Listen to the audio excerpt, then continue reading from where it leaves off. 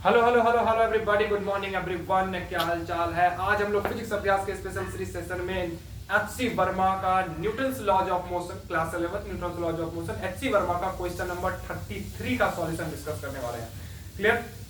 तो बहुत ही अच्छा क्वेश्चन है, आपके स्क्रीन पर क्वेश्चन लिखा हुआ है, हम लोग डिस्कस करेंगे स्क्रीन पर। ये रहा सवाल, बहुत ही सिंपल सा क्वेश्चन है, जरा इसको एक बार रीड करते हैं।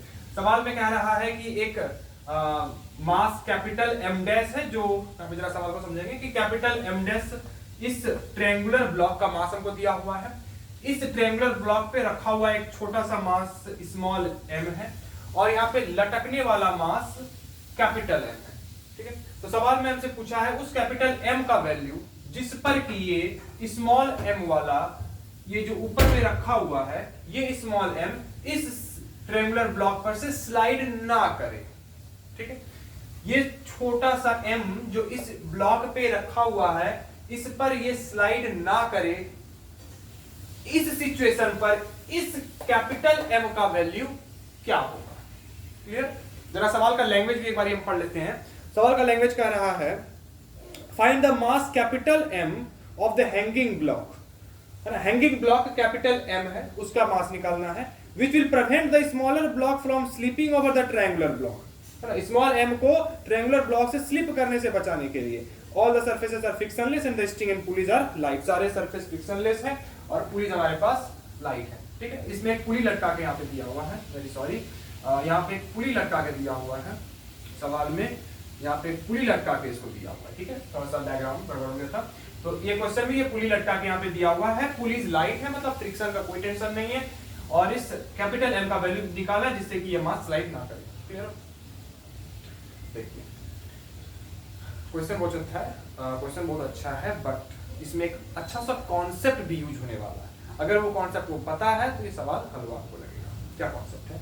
मैं ये पूछना चाह रहा हूं कि ये स्मॉलर एम ब्लॉक इस बड़े से ट्रायंगुलर ब्लॉक जो वेज है इस वेज पर से स्लाइड नहीं करे, वो कब ये सिचुएशन बनेगा?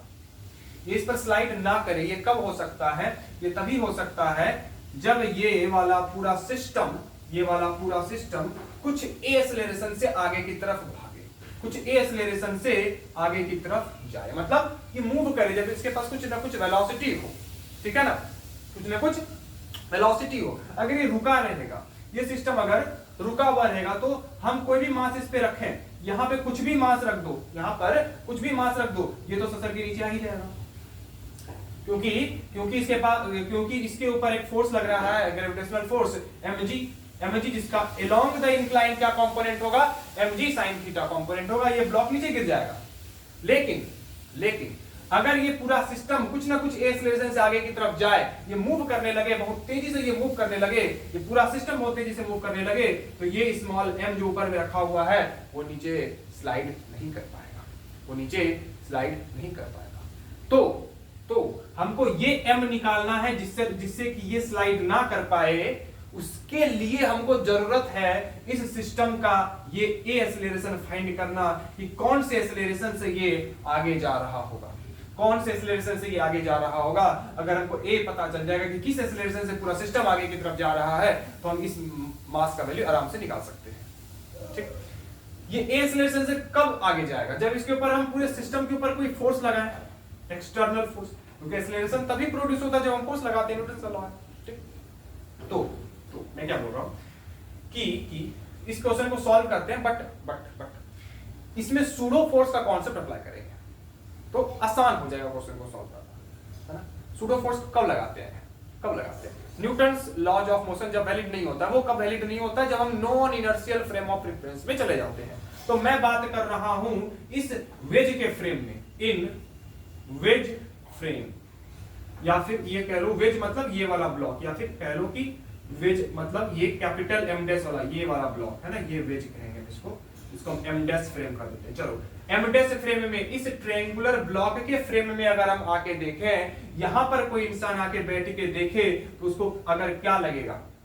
जब ये सिस्टम ए एक्सेलरेशन से आगे जा रहा है और ये मास m स्लाइड नहीं कर रहा है, नीचे नहीं गिर रहा है, तो इस वेज के अंदर में बैठा वाला इंसान को क्या दिखेगा कि ये स्मॉल m जो है वो रेस्ट पे है ना।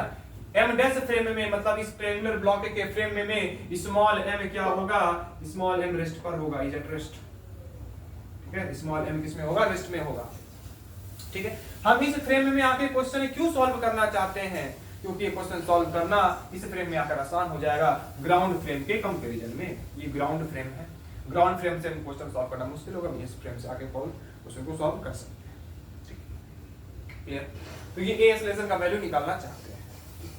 अच्छा भाई कैसे निकालें, तो अब हम क्योंकि इस फ्रेम में आ चुके हैं जिसके पास कुछ ना कुछ एक्सेलरेशन है, मतलब ये एक्सेलरेटिंग फ्रेम ऑफ रेफरेंस है, और एक्सेलरेटिंग फ्रेम ऑफ रेफरेंस एक non inertial frame of reference होता है। एक्सेलरेटिंग फ्रेम एक non inertial frame of reference होता है जहां पे न्यूटन के लॉ वैलिड नहीं होते हैं, और न्यूटन लॉ को वैलिडेट करने के लिए वहां पे एक सूडो फोर्स को लगाना पड़ता है। ठीक, सूडो फोर्स लगाएंगे। आजा भाई क्या करना है हमको, वो क्या करना है, इस मास m का, इस छोटे से मास m का फ्री बॉडी डायग्राम बनाओ। इस छोटे से मास m का फ्री बॉडी डायग्राम बनाएं। इस मास के ऊपर क्या हो रहा है, इस मास के ऊपर कौन कौन से फोर्स लग रहे हैं जरा देखो। ये जब a एक्सेलरेशन से आगे जा रहा है तो इसके पास अगर हम इस फ्रेम में आके देखें, ट्रायंगुलर ब्लॉक m डैश के फ्रेम में आके देखें तो ये मास m तो हमको रेस्ट पे दिखेगा, लेकिन उसके लिए एक सूडो फोर्स लगेगा पीछे की तरफ ma। ये एंगल ऑफ इंक्लिनेशन यहाँ पे थीटा दिया हुआ, हमने यहाँ पे थीटा लिख लिया। ठीक, अब इसका नॉर्मल रिएक्शन जरा बनाओ। इसका नॉर्मल रिएक्शन ये n है, ये n है। अब इसके हमको दो कंपोनेंट करने हैं, इसके हमको दो कंपोनेंट करने हैं। ठीक है, इसके हमको दो n के दो कंपोनेंट करने हैं, तो इसके दो कंपोनेंट जरा करते हैं। आपको पता होगा कि इंक्लाइंड प्लेन जो हॉरिजॉन्टल के साथ एंगल बनाता है, वही एंगल इस इंक्लाइंड प्लेन का नॉर्मल वर्टिकल के साथ बनाता है। ये रहा वर्टिकल, ये वर्टिकल।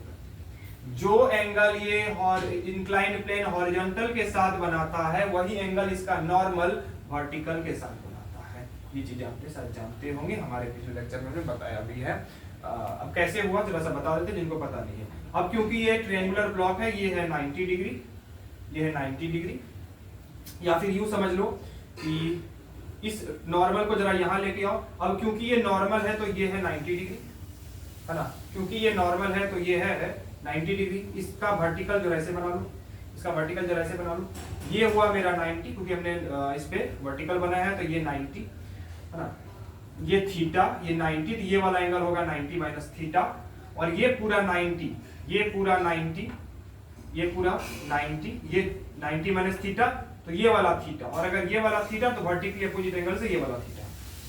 ठीक है, आपको सिंपल ये समझना है कि जो एंगल इंक्लाइंड प्लेन हॉरिजॉन्टल के साथ बनाता है, वही एंगल नॉर्मल वर्टिकल के साथ बनाता है।